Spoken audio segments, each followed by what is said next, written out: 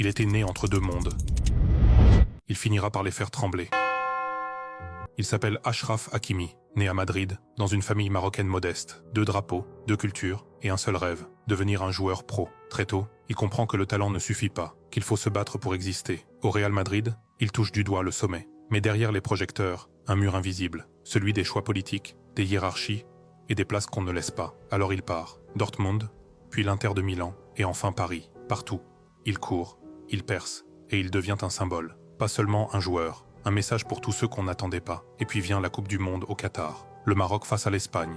Son pays de naissance, un penalty, un geste, un tir doux, presque ironique, pour rappeler d'où il vient. Ce jour-là, c'est tout un continent qui rugit. L'Afrique, le monde arabe, la diaspora, tous derrière lui. Mais la gloire ne protège pas. Sous les lumières du Parc des Princes, contre le Bayern, la douleur frappe. Un tacle, une cheville tordue, le silence d'un stade entier. Le héros tombe, et cette fois, il ne se relèvera pas tout de suite. Les examens sont tombés, la blessure est grave. Le Maroc devra faire sans lui pour la CAN.